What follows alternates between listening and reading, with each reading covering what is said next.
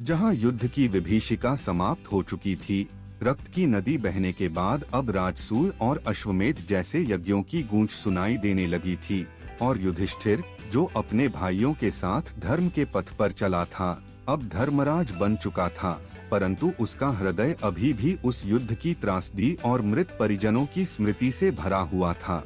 हर मुस्कान के पीछे एक पीड़ा छिपी थी, हर उत्सव में एक मौन शोक था, क्योंकि जब कोई मनुष्य सब कुछ जीत लेता है पर अपने प्रियजनों को खो देता है, तो वह जीत भी शूल बन जाती है। और इसी द्वंद्व के बीच श्री कृष्ण ने युधिष्ठिर को सतत धर्म और नीति का पालन सिखाया, ताकि राज्य में समरसता और न्याय बना रहे। और फिर एक दिन युधिष्ठिर ने यह घोषणा की कि वे अश्वमेध यज्ञ करेंगे, जिससे उनका राज्य धर्म पूर्वक मान्यता प्राप्त कर सके और समस्त आर्यावर्त में शांति और समृद्धि का संचार हो सके। तब एक अश्व को सुसज्जित कर उस पर राजचिह्न लगाकर छोड़ा गया और भीम, अर्जुन और नकुल सहदेव को उसके साथ भेजा गया, ताकि जो भी राजा उस अश्व का मार्ग रोके, उससे युद्ध कर विजय प्राप्त करें या उसे समर्पण हेतु प्रेरित करें। और इस प्रकार वह घोड़ा अनेक राज्यों से होकर गुजरा। कहीं युद्ध हुआ, कहीं शांति से समर्पण, और अंततः वह लौटकर हस्तिनापुर पहुंचा, जहां यज्ञ की विधियां प्रारंभ हुई और स्वयं श्री कृष्ण ने यज्ञ का संचालन किया।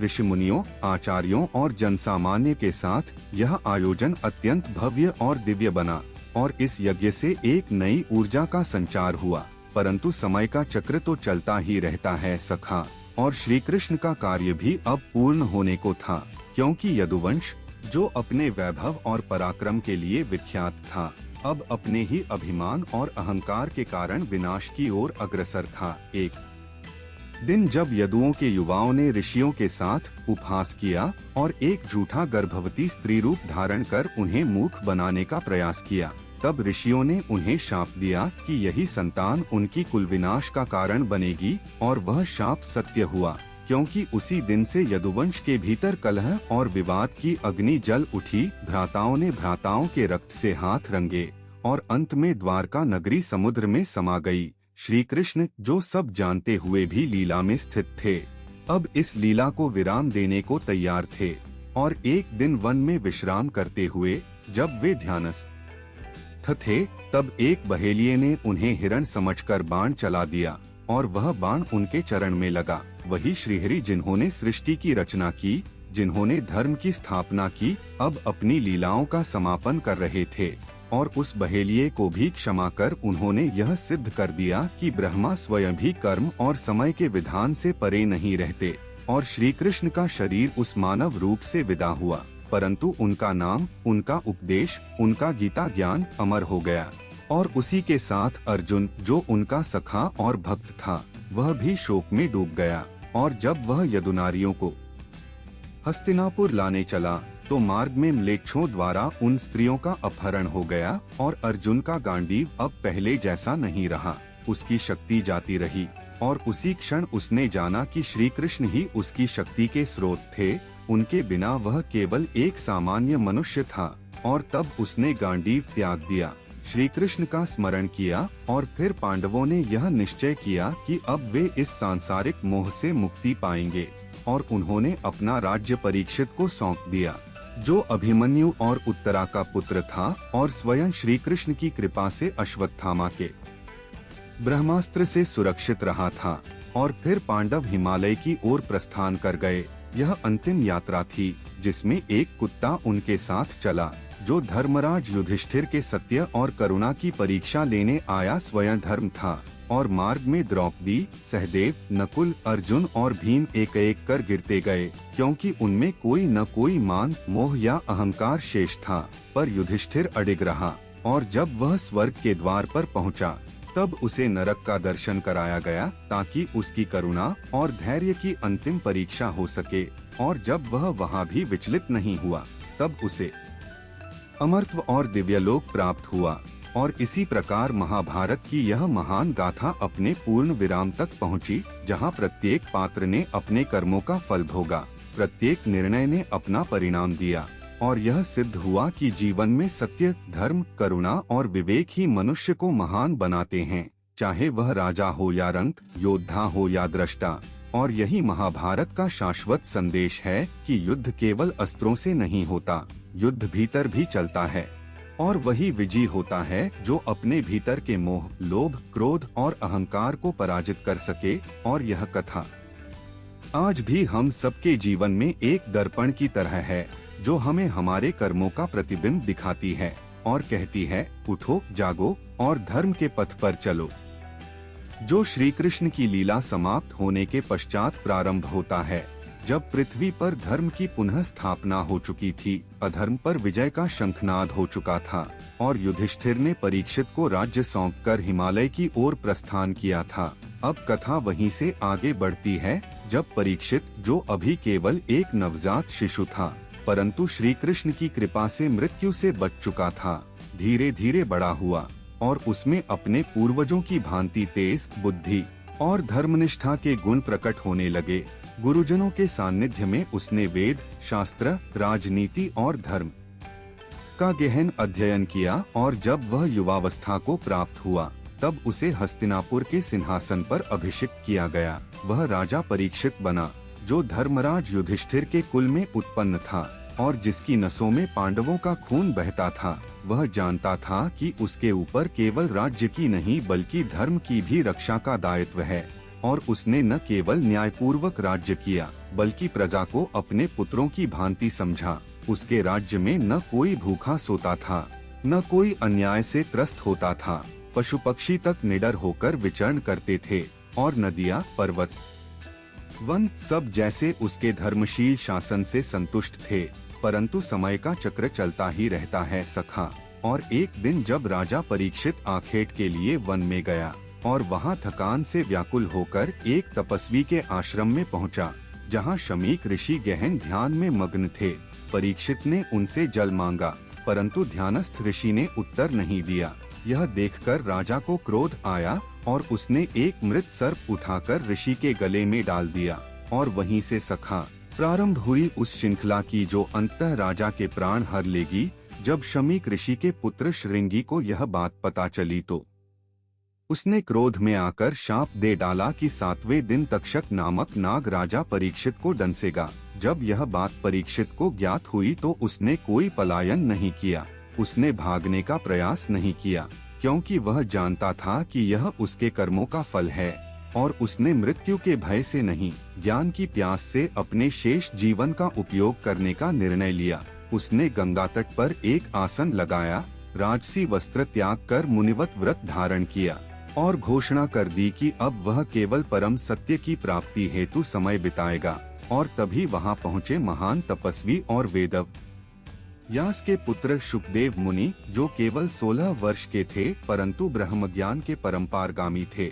और उन्होंने परीक्षित को भागवत पुराण की कथा सुनाई, जो श्रीहरि के लीला संग्रह, भक्ति और मोक्ष का अद्वितीय मार्ग है। और इस कथा के प्रत्येक शब्द से राजा का हृदय पवित्र हुआ, उसका चित्त निर्मल हुआ, उसका मोह समाप्त हुआ। और जैसे जैसे दिन बीतते गए, परीक्षित मृत्यु की ओर नहीं, परमात्मा की ओर बढ़ता गया। 7वें दिन तक्षक नाग प्रकट हुआ, उसने मायावी रूप धारण किया। वह राजा की ओर बढ़ा, परंतु राजा उस समय समाधि की स्थिति में था। उसका तन नश्वर था पर मन आत्मा में लीन था। और जब तक्षक ने डंसा तब केवल शरीर ही नष्ट हुआ, आत्मा तो उस परम ब्रह्मा में विलीन हो गई। और इस प्रकार परीक्षित ने मृत्यु को भी तपस्या में बदल दिया और आगे जाकर उसी वंश में जन्म लिया राजा जन्मेजय ने, जो अपने पिता की मृत्यु का प्रतिशोध लेने को उद्यत हुआ।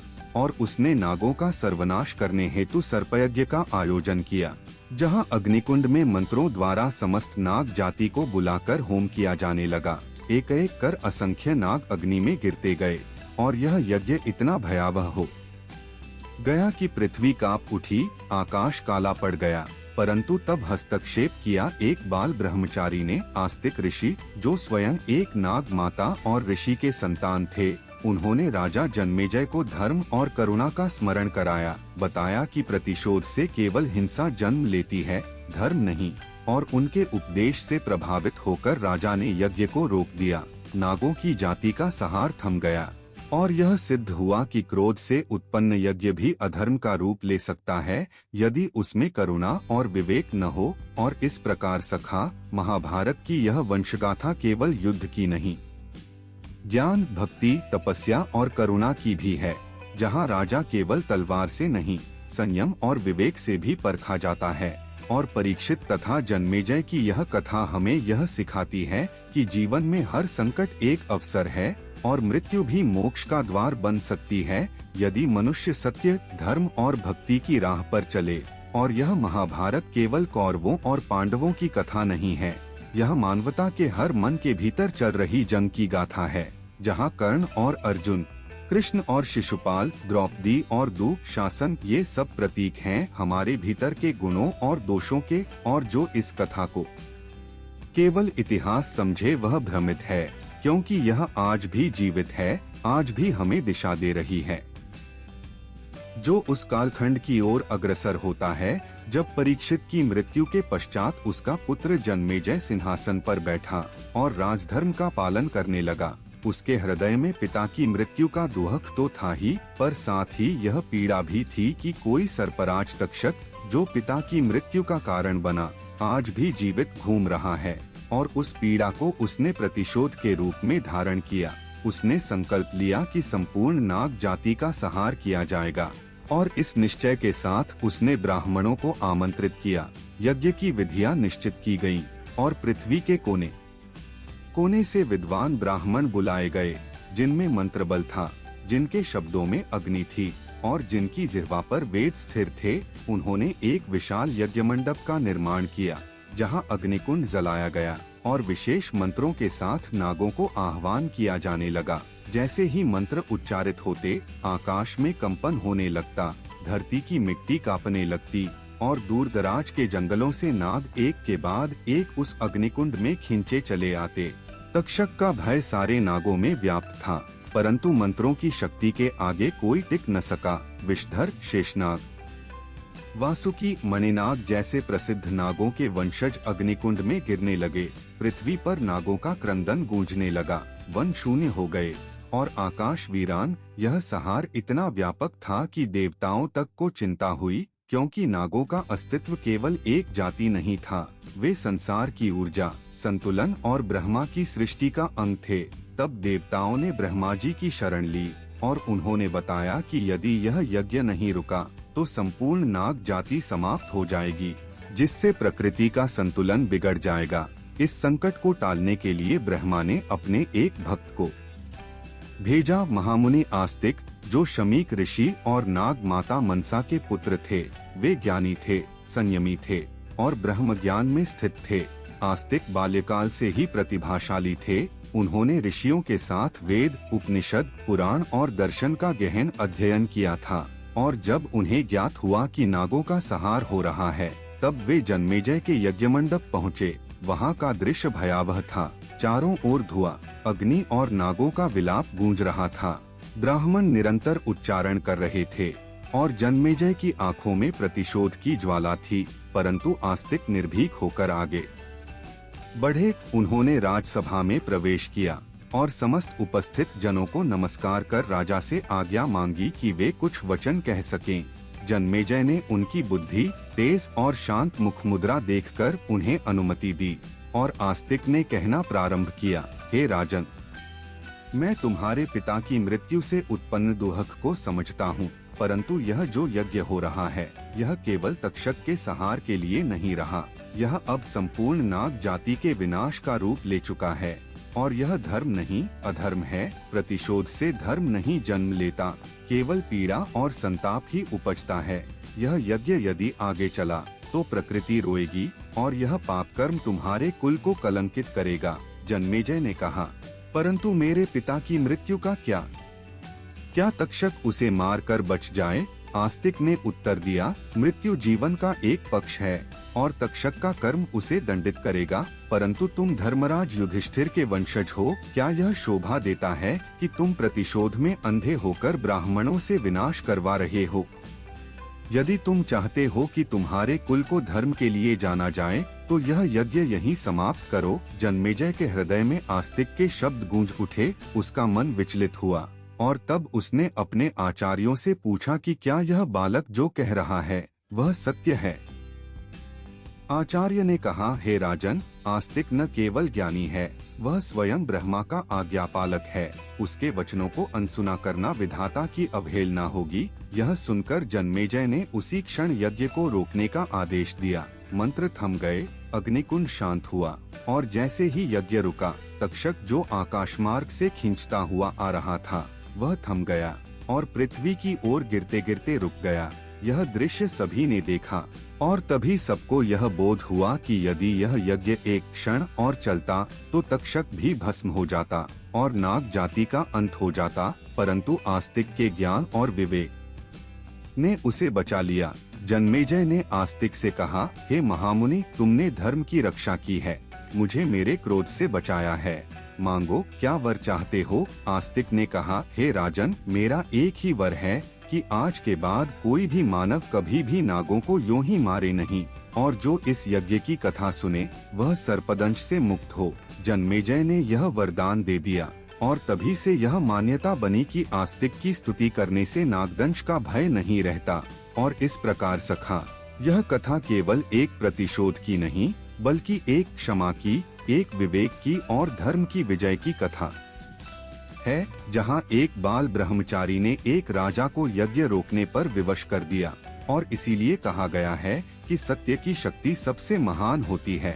और महाभारत का यह अध्याय हमें सिखाता है कि शक्ति, बुद्धि और करुणा यदि साथ हो तो विनाश को सृजन में बदला जा सकता है। और यही सच्चा धर्म है जो उस कालखंड की ओर अग्रसर होता है जब आस्तिक द्वारा नाग यज्ञ को रोक दिया गया था और संपूर्ण नाग वंश का विनाश रुक गया। यह घटना केवल धर्म की विजय नहीं थी बल्कि एक नए युग की शुरुआत भी थी, क्योंकि उस यज्ञ से निकले आत्ममंथन ने राजा जन्मेजय को एक नया दृष्टिकोण दिया। उसने राजधर्म, क्षात्रधर्म और ब्रह्मधर्म के बीच के सूक्ष्म अंतर को समझा और आत्मज्ञान की ओर अग्रसर हुआ। तभी महर्षि वैशंपायन वहां उपस्थित हुए। वे वेदव्यास के प्रमुख शिष्य थे और उन्होंने देखा कि राजा अब शांति की ओर बढ़ रहा है, तो उन्होंने उसे एक प्रस्ताव दिया, हे राजन, तुम महान राजा हो और तुम्हारे कुल में धर्मराज युधिष्ठिर, महारथी अर्जुन, भीमसेन, नकुल और सहदेव जैसे महापुरुष उत्पन्न हुए। अब समय है कि तुम उनकी संपूर्ण कथा को जानो ताकि न केवल तुम्हारा ज्ञान बढ़े बल्कि इस वंश की गौरव गाथा को भावी पीढ़ियां भी जान सकें। इस प्रस्ताव पर जन्मेजय ने ससम्मान स्वीकार किया और तभी महर्षि वैशंपायन ने संपूर्ण महाभारत का दिव्य पाठ प्रारंभ किया। उन्होंने वर्णन किया कि कैसे राजा शांतनु और देवी गंगा के पुत्र देवव्रत ने भीष्म का व्रत लिया, कैसे सत्यवती वेदव्यास की माता बनी और फिर कैसे कुंती, माद्री, गंधारी, द्रौपदी और कृष्ण जैसे व्यक्तित्वों ने महाभारत की लीला को गति दी। जन्मेजय मंत्रमुग्ध होकर सुनते गए और उनके मन में यह समझ बनने लगी कि महाभारत केवल युद्ध नहीं था, यह एक ऐसा ग्रंथ था जिसमें मानवता का समस्त सार समाहित था। धर्म, अधर्म, प्रेम, वासना, त्याग, क्रोध, क्षमा, दया और तप, सभी भावनाओं की चरम परिणति इसमें निहित थी।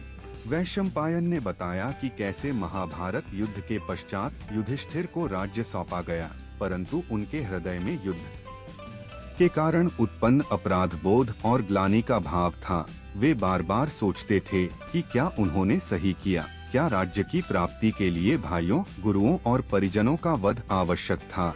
तब श्री कृष्ण ने उन्हें सांत्वना दी और बताया कि यह युद्ध केवल राज्य के लिए नहीं था, यह अधर्म के विरुद्ध धर्म की स्थापना का संग्राम था। इसी प्रकार की कथाएं सुनते सुनते जन्मेजय ने महाभारत को अपने जीवन का अभिन्न अंग बना लिया और उसने संकल्प लिया कि वह भी अपने जीवन में धर्म का पालन करेगा, प्रजा के प्रति दया और न्याय का भाव रखेगा और ब्राह्मणों, ऋषियों एवं विद्वानों को सम्मान देगा। यहीं से भारतवर्ष में यह परंपरा शुरू हुई कि राजा केवल तलवार से नहीं बल्कि ज्ञान, धैर्य और धर्म से शासन करेगा। जन्मेजय ने महर्षि वैशंपायन से पूछा, हे मुनिवर, क्या यह संभव है कि इस कथा को जनसामान्य तक पहुंचाया जाए ताकि हर कोई इससे प्रेरणा ले सके? तब वैशंपायन ने उत्तर दिया, हे राजन, जब तक मानवता रहेगी महाभारत की कथा जीवित रहेगी, इसे हर काल में सुनाया जाएगा। और इसके प्रत्येक श्लोक में वेदों का सार मिलेगा। यह सुनकर जन्मेजय ने घोषणा की कि राज्यभर में महाभारत का पाठ किया जाएगा। हर ग्राम में, हर नगर में, हर गृहस्थ के द्वार पर यह कथा गूंजेगी, ताकि जो इस कथा को सुने वह धर्म के मार्ग पर चले। और यही कारण था कि महाभारत न केवल एक युद्ध की कथा बनी, बल्कि यह भारत की आत्मा का प्रतीक बन गई। वैशंपायन ने यह भी बताया कि इस कथा को वेदव्यास ने स्वयं लिखा था और उन्होंने यह भविष्यवाणी की थी कि जब भी मानवता पथभ्रष्ट होगी तब यह कथा उन्हें पुनः धर्म के पथ पर लाएगी। इसके पश्चात वैशंपायन ने महाभारत के विविध उपाख्यानों को भी सुनाया। नल दमयंती की प्रेम कथा, सावित्री सत्यवान की तपस्या, ययाति का त्याग, द्रौपदी की प्रतिज्ञा, भीष्म की प्रतिज्ञा, अर्जुन की तपस्या और अभिमन्यु की वीरता। जन्मेजय इन उपाख्यानों को सुनकर भाव विभोर हो गए और उन्होंने संकल्प लिया कि वे स्वयं भी ज्ञान का प्रसार करेंगे और इस ज्ञान गंगा को अविरल बनाए रखेंगे। इसी प्रसंग में वैशंपायन ने यह भी बताया कि कैसे वेदव्यास ने एक और चमत्कारी कार्य किया था। उन्होंने गणेश जी को आमंत्रित किया था कि वे इस महाकाव्य को लिखें और स्वयं उन्हें बिना रुके सुनाते रहे। गणेश जी ने एक शर्त रखी थी कि यदि मेरा लेखन रुका तो मैं उठ जाऊंगा, और वेदव्यास ने यह शर्त स्वीकार की। लेकिन उन्होंने प्रत्येक श्लोक को इतने गूढ़ अर्थों में प्रस्तुत किया कि गणेश जी को समझने में समय लगता, और इस प्रकार बिना रुके इस ग्रंथ का लेखन संपन्न हुआ। यही कारण है कि महाभारत न केवल भावनात्मक दृष्टि से बल्कि दार्शनिक, व्याकरणिक और साहित्यिक दृष्टि से भी अनुपम ग्रंथ बना। और यह सब सुनकर जन्मेजय ने वैशंपायन से प्रार्थना की कि वे यह ज्ञान उनकी प्रजा को भी दें, ताकि वे अपने जीवन में धर्म, विवेक और सहिष्णुता को स्थान दें। और इस प्रकार महाभारत की यह कथा केवल एक राजा की आत्मचिंतन यात्रा नहीं बनी, बल्कि संपूर्ण भारतवर्ष के लिए आत्मा की गूंज बन गई। और तभी से यह कहा गया कि यत्र यत्र भरते कथा तत्र तत्र धर्मो भवति, यानी जहाँ जहाँ महाभारत की कथा होती है वहाँ वहाँ धर्म की स्थापना होती है। जहाँ कथा प्रवेश करती है उस अनमोल अध्याय में जब महाराज जन्मेजय के आग्रह पर महर्षि वैशंपायन द्वारा महाभारत की कथा सुनाई जा रही थी और कथा पहुंची उस प्रसंग पर जहाँ युद्ध समाप्त हो चुका था। कुरुक्षेत्र की धूल में वीरों के शव बिखरे पड़े थे। आकाश गंगा के नीचे रक्त और आंसुओं से भीगी पृथ्वी मौन होकर उस महासंग्राम के अंतिम दृश्य को निहार रही थी। धर्मराज युधिष्ठिर की आत्मा अपराध बोध और पश्चाताप से भारी हो चुकी थी। पांचों पांडव अपने विजय को देखकर भी संतुष्ट नहीं थे, क्योंकि यह विजय अपनों के वध की कीमत पर मिली थी। युधिष्ठिर जब हस्तिनापुर लौटे तो राज्याभिषेक की तैयारियां हो रही थीं, लेकिन उनके चेहरे पर शांति का कोई चिन्ह नहीं था। वे गहरे चिंतन में डूबे हुए थे। तभी श्री कृष्ण उनके समीप आए और बोले, धर्मराज, यह राज्य तुम्हें केवल अर्जुन की गांडीव या भीम की गदा से नहीं मिला है।